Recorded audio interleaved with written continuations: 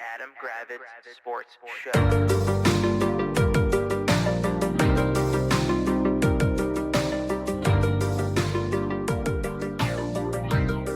What's happening, party people? Welcome to the Adam Gravitz Sports Show. This is Jack. Say hello, Adam. What's up, everyone? I don't like this fake spring where it's sunny outside, but then you go outside and it's like 35 degrees. Yeah, and you should be wearing shorts. You could be wearing shorts. It was 80 last week, but hey, look, you survived a nuclear Holocaust threat, so we did. I guess we can discuss that later. I don't really right? I'm just saying, we didn't do the podcast thinking that if we were all going to get nuked, why should we do a podcast that night? And then we survived. But offline, we all knew we were not going to have to deal with that. I figured there's a high likelihood that he was going to chicken out, and Trump did because he's a big flappy pussy, but it's just whatever it is. But why don't we talk about sports? Because sports is what people come to this awesome podcast so before we were threatened by nuclear holocaust, there was the college basketball national championship, end of March Madness, and your favorite team, the Michigan Wolverines, won the game. No, I mean, look, Michigan They're the was best team all one year. of the top 5 teams all season. It's not surprising they won. I think I saw the stat. I'm sure you saw it too. The first team ever to win with just 5 transfers. But that's modern basketball. What's that? That's modern basketball. No, I mean, listen, Dusty May's a really good coach. Like, that team that he inherited was 8-24. Mm-hmm. So to get them from that to national champions in 2 years is impressive. Yeah. Yes, they spent a lot of money on Yaxel Lendenberg, who was a really good player out of UAB. Would have been a first-round pick last year. But, a couple of those other guys were dog shit. Like that, the center, Mara, he was not really that good at UCLA. Like, Cadeau was basically run out of town at UNC. Morez Johnson was okay at Illinois. Right. Like I'm saying, I know everyone's going to say, he paid for his title. And, yes, again, you got an elite player in Yaxel. But, he also built the team really, you know what I mean? Really well. It's good team building. And I think the modern college basketball landscape is you're going to have a bunch of transfers every year, and that's just the way it is. You rebuild. It's a faster free agency than the NBA, which is I think the thing that remarkable. sucked was that the Arizona Michigan game that everybody thought was going to be a great game ended up just being bleh. Yeah. I think we were all expecting that to be an awesome game. It just was not that good. Yeah. But listen, UConn was played their hearts out. The style they played was actually the way they could have won the game. They mucked it up. They made it an ugly game. They just couldn't hit threes. Yeah. If they hit 35, 38% of their threes, they win that game. Yep. Mullins, I think, was 2 for 15. Correct? Yeah. Yeah, he had a horrible game. The only one that played well was Caravan. So, but yeah, UConn, this is what they do. They win. This is a winning program. They know how to win, and it's impressive. And they'll be back, even if you don't when you look at them, you're like, oh, I don't really love that team. But if they make the tournament, chances are they're going to make the Final Four. You can't argue against them, yeah. He's such a good coach. But yeah, I mean, listen, congratulations to Michigan. They deserve the title. They were, like I said, they were one of the top 3 to 4 teams all season. And the tournament kind of played out how we expected. We had a couple upsets in the beginning, and then the cream rose to the top. And the Final Four was what? Arizona and Michigan, who were top 3 teams all season. UConn, who was in the top 5 to 10 all season. And same with Illinois. Illinois was up there too. It wasn't we had any super craziness. So, but yeah, another great another college basketball season in the books. And now we've got the transfer portal, and we'll see how many people leave. We got 2 weeks of crazy transfer portalness. And my favorite thing is I love when they do the announcements where it's so and so leaves and they average 3 points and 2 rebounds. It's secondary recruiting, right? So it's cool. But it's though I say that, and Florida State just retained one of their this freshman kid who averaged 5 and 3, and it's all right. I mean, now again, watching it closely, he was better. He did other things on the court. You know what I mean? It's the kind of guy that you're gonna want to stick around for a little bit. Right, you want to stick around for 2 to 3 more years, but it's when you see some of these other ones that okay, I understand if you're an 18.8 rebound a game guy, that makes it. But when you're saying so and so from Iowa leaves and he's averaging 5 and 3, it's right. Okay, great. You're just going to go to another school and average 5 and 3. Right. Like, we don't need an announcement for like every play. We don't need an announcement for every player. Like the big names and whatever, like some of these high, like these low major guys. It's no different than like those horrible LinkedIn posts where it's like so excited for this new opportunity, and it's like, great, you're doing the same thing. Like, or like, I like that you bring that up because yeah, I mean, I'm on LinkedIn like every day, and it's like it's a disgusting wasteland. Yeah. For all those things have got to be written by AI. Like, they're not real. No, it's all the same kind of post. It's like, and also the teams. It's a perception that a team is hot. And that's like, people are coming to our school, and it's like, okay, but as you said, like sometimes they're 2-point a game guys, but those, looking back, even like 5-10 years, do develop at other schools. I know, but also those are guys that like in the olden days would hang out on your bench, and then like by their junior, senior year, they'd be real contributors. Now, like, I'd say it's sad, but at least they're theoretically paving their own way, unlike having a predatory coach who leaves, and then the team is stuck with whatever jabroni the staff brings in. I'm excited for the next 2 weeks of the portal to see who goes where. Like, FSU is going to probably acquire 3 to 5 players. I'm hoping they get a little bit higher level caliber of player. I know they're not going to be in on like the top guys, but like, you had a good year this year. I mean, sorry, let me preface it. They didn't make the tournament, but like, you agree, like towards the end, they were the team that everyone was like, I hope they don't make the tournament because they could make a run. And had they beaten Duke, I do believe they would have made at least a play-in, and God knows, who knows, they could have been this year's Texas. I don't know. But yeah, they need to get some higher level guys, and we'll see what happens. I have hope and faith that they will do that. And Maryland, I'm sure, will get some dudes, and we'll go from there. Yes, you will. Also, the other big news in college basketball, which came out of left field, was Michael Malone is the new coach at UNC. And the contract details came out. It's like 6 for $50, which is like, okay, guy's never coached in hasn't coached in college in 25 years. Seems like an interesting hire. Clearly, he was like their 8th choice. Yeah. They can act like I don't think even smart UNC fans would be like, yeah, this was our first choice. Well, they just need to have a body before the transfer portal. Right. That's exactly what I think. I said that to you, or I said that to somebody else. It's like, basically, once Tommy Lloyd, who I think was their top realistic choice, basically said no, they weren't willing to wait for Billy Donovan, who I think was their real like number 2 choice or whatever. He's the second highest paid coach in college basketball. Tell me that's not insane. That seems like a panic move, but whatever. My point is, as we said, or as you said, which I agree with you. They needed a coach in before the portal opened on Tuesday. Yeah.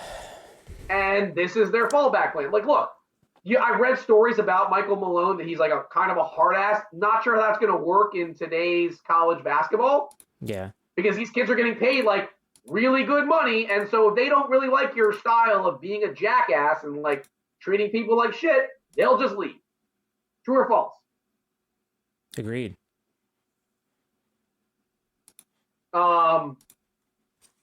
Yeah, I don't know. So, I don't know. But that's also, yeah, that's that. So it's college baskball. You get to lay back. I think one of two things: either it's going to flop tremendously, okay, or it's or he's going to win a national championship. I don't think there's like I don't think there's a middle ground. You don't think he's going to win? He's not going to win 18 games. And exactly, I don't think he's going to be like a 6 seed, and they're going to be like, "Yeah, this was the guy." Like, I don't think he's going to be. That's what I'm saying. I think it's either going to be like a Matt Doherty. Mm-hmm. Remember Matt Doherty? Yeah. Or it's going to be like a Roy. Like, I don't see. Do you agree with my assumption? I think it's possible. Yeah, it seems reasonable. Like, do you see him being like? I don't know. Like, if he's like Hubert Davis, then it's a failure. Even though he did make a final his first year. You know what I'm saying? Like, yeah. When you go to North Carolina, you're expecting to win national titles. Like that. Yeah. That's just. It's a really tough. It's a tough crowd. But it is North Carolina. You do agree, your goal should be to win national titles. No, that's like Alabama football, right? If you're not in the national title game, you fail. It's like what Florida State football used to be before we whatever. Like, your goal at UNC is not like, oh, we made the Sweet 16. That's a successful season. Like, it's not. No. It's not. So Michael Malone needs to deliver them a title, I'd say, call me crazy, within the next 4 years. for 3 years, or else he's gone. Sure. Look, that's my opinion. So I don't know, man. It's a hire that I don't really understand, and I think they panicked, and giving him the second highest amount shows how bad they panicked. Does he have connections to North Carolina, like the state no, or the school? His kid plays volleyball there. Great. Yeah, that's what I'm saying. He doesn't have connections. I don't think he does. No. Besides his kid going to school there and being on the volleyball team, I don't believe he does. Okay. So yeah, I don't love again, you would agree that the fact that he's now the second highest paid coach shows how much they panic. Yeah. Right? Yeah. That's that. What else we got? Oh, okay. How about this? Good news. The Wizards officially are not giving up their draft pick. Yeah, good for them. They did a great job. They did a great job last night, by the way. That's perfect. Again, I don't need to hear Bill Simmons and Zach Lowe and whoever else wants to say it. I don't need to hear it. Make fun of the Wizards and they're losers and this, that, and the other. Yet you are the same people that were making fun of the Wizards under Grunfeld and Shepard. But I digress. They did this perfectly, absolutely perfectly. They made Jack's boy Tommy Shepard made a horrific deal. Was it Tommy Shepard or was it Ernie, the John Wall for Russell Westbrook deal? I think that was Ernie. Was it? I thought it was Tommy. I don't know. Anyway, whatever. That ill-fated deal, which had a ton of protections on that pick, they never conveyed it to the Knicks. So well done, Washington. Yeah. Right? Agreed. Good job. I applaud you. And any Wizards fan who is a true fan knows that this was the right move. No, and they put out an amazing lineup last night, too. It was unbelievably Leaky Black, Gill, Reese, Carrington, and Koulibaly. Literally one of the worst lineups I've ever seen. Amazing. I love it so much. But again, this is the thing. If you say, was this a successful season? Yes. I mean, until May 10th, we won't know. But in terms of keeping your pick, absolutely you won. You develop, we can both agree that Alex Sarr, Keyshawn George, and Will Riley all developed. Mm-hmm. Trey Johnson had his moments. I still think he's going to be a good NBA player. I think you agree. Mm-hmm. My boy Jamir Watkins from FSU, I think he showed he's going to stick on a team, on this team. They only Bilal and Bub are the two that I'm still up in the air about, and I'm not in love with. Yeah. But they're both still 21 years old. Bilal's so 21. You still have time, I guess, with them. And my guess is they'll sign them to very low market extensions. Mm-hmm. You know what I'm saying? It's a good deal. Good team friendly deals. Basically, they have all the Robins. You know what I mean? They have a bunch of really good complementary young players. They need their alpha guy now. Well, that's where they went and got those in the trades, right? But what I'm saying is Anthony Davis is 33. Trae Young. But my point. No, what I'm saying is you need your alpha young player. Okay. This is why you need to get a Peterson or Dabonsta or Boozer, who I don't know if Boozer's really an out, but you know what I'm saying. Mm-hmm. This is the draft, because last year you got screwed, missing out on Cooper, missing out on Harper, missing out on Edgecombe, missing out on Bailey. Yeah. And again, the year prior you had to draft Bilal. Yippee. I believe that was the Bilal. Yeah, the Sarr and then Bilal. Oh no, we got Sarr. The previous year was Sarr. Then the first year of the rebuild was Bilal. Sarr was actually a nice. Yeah, Sarr. But what I'm saying is, we both agree Sarr is the perfect number 2 or 3 option. Yeah, no, he. This is the draft. Nice. If you're able to get lucky enough to get 1 through 3, and you can get one of those 3 guys I mentioned, there's your alpha, and now the runway is clear for takeoff. Yeah, it is. So again, all you NBA media people that want to make fun of the Wizards and their tanking efforts and this, that, and the other, I don't really care. Knicks fans, I'm sure you're sad you didn't get your pick. You were never getting your pick. Yep. You were never getting your pick. I see Nets fans on my Twitter who are just whining about how we make the game unethical. You're doing the exact same thing. Sorry that we just do it a little better than you. Yep. We did this right. Jack and I have been talking about this since the start of the season. We said the goal is keep that pick. Yep. And they did it. They did it. So well done, Washington. Great job, Michael Winger and Will Dawkins. You did an excellent job. I think, can we both agree? We both don't want Brian Keefe here next year. but I think he's going to be, unfortunately. I think I don't want him here because I don't. I don't Because either. next year's the year the team can make the playoffs, and I don't want him to mess. I agree with you. I agree with you. And Michael Malone actually, I think, may have been an interesting fit, possibly. I just watching Brian Keefe coach. It's like, and again, don't tell me isn't he just like Wes Jr.? What does he do differently? Is my point. Nothing. I mean, it doesn't really matter. Like, he doesn't do anything I to help them understand win he or lose. took over. Listen, I understand taking this job was not like the most fun because you knew your mandate was to lose. But like, they also like he doesn't do anything. I just see him like he doesn't do anything. Yeah. So I am ready. Like Brian Keefe can go away. I unfortunately think they will keep him because then you're gonna be like, well, now that we have win now players, let's see how he coaches. No, I don't want to see. That's my guess. I don't want to see. No, I don't want to see. Do you agree with that theory? Do you agree with that theory? Is my point. I think that is a theory. Yes. I think that's the right. I think unless there's a coach. Now, let me play a scenario out for you. Let's say Billy Donovan resigns from the Bulls. Okay. We go get Billy Donovan, right? That would be cool. Okay. You're in agreement with me on that one. Like, yeah, why not? I think unless somebody becomes available that's like, oh, okay. And I'm not talking about Doc Rivers. I'm talking about like a Billy Donovan becomes available or some other, well thought of coach becomes available. It's like a I think they professional probably stick adult with coach. Keith, and then if Keith struggles, which is inevitable because he sucks at the job. Yeah, but then if I you think- struggle, you've already blown the whole year, right? Because at what point are they going to declare that he struggles? Okay. The We are both team in should agreement win. The that- team should win between 40 and 50 games next year if they have a good coach. 40 and 50 might be a little stretch. I think 35 to 45 is reasonable. Well, that's I think the 40 to 45 part. It's just really the okay. that brackets. I think we both agree that our hope as Wizards fans is that Brian Keefe is not the coach in next year. I'm saying I think they're going to keep him. Okay. I don't like that either. I think they will keep him. That's all. Okay. So, but yeah, nonetheless, congrats on the Wizards. Just lose these last three and guarantee yourself a top 5 pick. That's what you got to do. Yeah. Lose these last three. They can do Don't it. hold it to chance. Don't hold it to coin flips. Just lose the last three. I don't think Wizards fans will care if you lose the last three.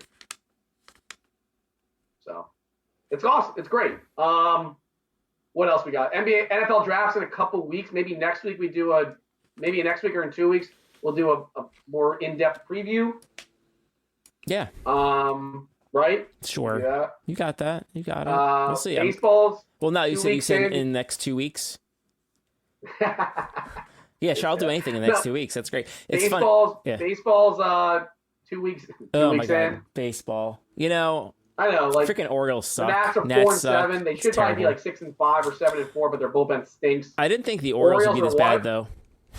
What? I didn't think the Orioles would be this bad, and I didn't think it'd be the offense. What's the Orioles record? They're 5-6.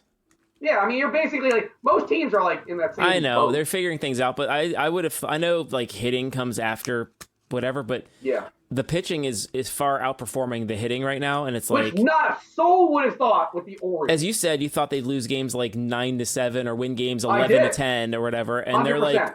they're like scratching out 2-1 victories against like the White Sox. It's disgusting. Yeah, no, it's not great, but again.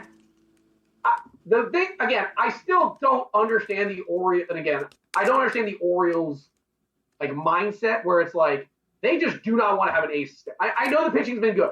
Well, I mean, Rogers is an ace. The dude's got a ERA of 1 and a WHIP under 1. Like, what do you want him to do? All right, I guess he's an ace. Yeah, all right. I mean, but like an ace. You want a brand name? It's okay. fine. I think the secondary guys they have not performed the same level. No, of Chris what Bassett Rogers. Stinks right now. And who's the other one? Dude, I don't.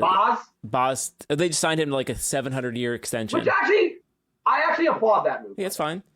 Because they got him for like under market. And then value. I think Dean Kramer is going to return to the bigs shortly. Yeah, again, look, it's fine.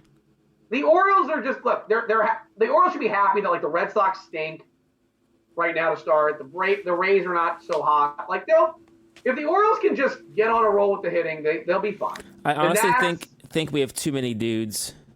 Yeah, well, that's fair. But the Nats are what the Nats are. Like, they're kind of fun. They have some fun young players, but their pitching is so bad. It is so atrocious. And yeah, it's not enjoyable to like. Not that it's not enjoyable. It's just you know that like their bullpen's going to blow games, and you know the starting pitching is not going to pitch deep into games. So well, watching the not Nats ideal, it's but very whatever. similar to like watching. It's less bad than watching the Wizards, but you know what they're doing. They're not going to be good, and it's not a stressful the endeavor. Nationals? The Nats, yeah, it's not a stressful endeavor Yeah, but right it's now. also like as a Nats fan, it's like you've been the worst team since you won the title 7 years ago. Like, Yeah, come on. let's turn it Like, around. you gotta like. I understand you brought in like a whole new like development thing, like kind of a Wizards plan where it's like super young and all that. But like, what? So Nats fans have to sit through another like 3 years of rebuilding to maybe be like I don't know, man. Like I don't. But whatever. As you met, I guess we can end it with because there's nothing else really sports wise. No, we this can is end great. it. We all both didn't talked die in a offline. nuclear holocaust yesterday, so that was Yeah, good. thank God we avoided it for 2 weeks. I mean, I know nobody really cares about our political opinions that much. They should. I don't know. Like we both said, like he was going to chicken out. There's no way you're going to blow up an entire civilization like he threatened to do.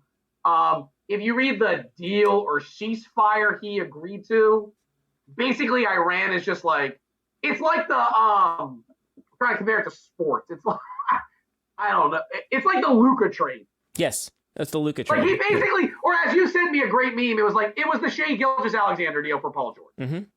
Like that's what this was. It was like MAGA's going to go out and tout that they won and ceasefire. It's like literally they're reopening the strait that was already open before you started this, and now they're charging people to go through it. Yes. So what did you actually win? No, they spent billions. Nothing. They spent billions and billions of dollars, cost thousands of lives, and made things more expensive and worse. Correct. And you got, in the end, a nuclear-enriched Iran who's making billions of dollars extra per year to then circle this back is to my- not my almost favorite. be This where is we the were part- before.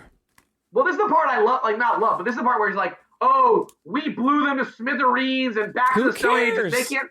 But now they have. doesn't help us. Now they're making all this.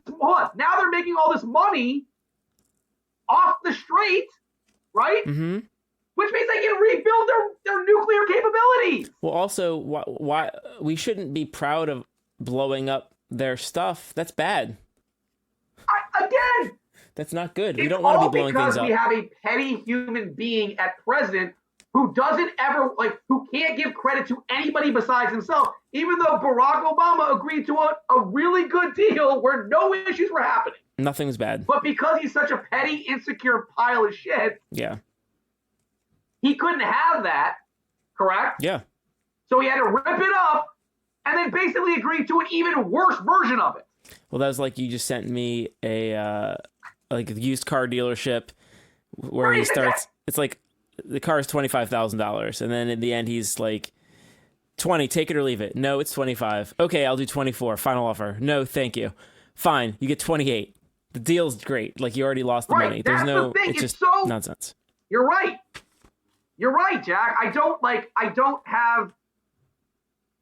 Well, it's regardless of the fact that he didn't kill everyone, he should still be removed from office somehow. So they have to get rid of him. We can't have a nuclear concern and end of civilization discussion every couple weeks. It's not fun. It's not sustainable. It's exhausting. Okay, like next week, Jack, I care about the NFL draft. I want to be hoping that we're going to have the NFL draft, not wondering, oh, we're going to be blowing up another country. And it's like we forgot, but like remember, he blew up Venezuela. Yep. And then remember he was murdering people, and then like what? Yep. Like where does it stop? Like you can't just blow up your way out of. No, it is what again. We say the same thing during every episode that we talk politics. If you're a MAGA supporter or you haven't jumped off the bridge yet, you're just a shit. You suck. And I am tired of stuff I've sent you where I'm tired of like, I don't know. You probably don't see it on Threads, but I see it on the right wing cesspool known as Twitter, where it's like, I'm a 3-time MAGA voter and I regret my thing, or I can't believe it's like, I didn't know that I was getting into this. Yeah, you did. Like, I'm tired. Do you agree with me? Like, yeah, you did. Mm-hmm. You knew exactly what you were getting into. That's all. I don't know if you agree or disagree with that statement. You're not paying attention. No, I mean, I think it's like one of those things where. But do you agree it's very disingenuous when we hear? Yeah. Huh? No, they're the dumbest people in charge, and But they're petty and but they're you bullshit. agree with me where it's like, I voted for this guy and I can't like, and I want the 25th minute. It's like, but you're part of the problem. Yes. Like even the Scaramucci's of the world who seem to if there was a normal Republican in charge, he'd be all over the Republican side. Yeah. Like I'm not saying I'm not trying to be like, oh, you can't change, because obviously people like change their politics and all that stuff, but like I don't know, how much do I believe these like quote unquote reformed MAGA people? You don't believe them. Like Scaramucci's a great example. You took the job. You took the job. Like you knew who he was. Yes, he wasn't as deranged in his first, but like he wasn't a good person. No. And he's still a rapist. He's still a rapist pedophile. Right, that's what I'm saying. Like, you knew the type of person he was. Again, I'm not faulting you. Like, look, if you want to get ahead in life, in career, totally understand. But then don't come out and be like, I'm so disappointed. I'm this, I'm that. It's just, I don't know. I find it just very annoying. But yeah, I don't know, man. Like, I'm happy, like you said, there's no nuclear holocaust. Yeah, it's positive sometimes. That's good. Yeah. So how about we finish on a lighter note and we talk about our TV stuff. TV shows, okay. We've been watching. Jack and I have been watching DTF St. Louis on HBO Max. Great show. Very good show. Series finale is on Sunday. Yeah, we'll see how it goes. I mean, he and I both have the same theory. My dad actually had the same theory as well. I didn't want to tell him, but he had the same theory. So what, you want to give him credit for having a good idea? No, I'm not giving him credit for having a good idea. No, they hadn't watched. No, you know what it was? They hadn't watched episode 6. Oh, and you don't spoil it. Like, oh, what happened?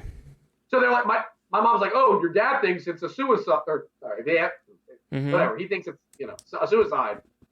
And I'm like, I didn't want to. He's like, I don't want to say anything because I don't want to spoil anything.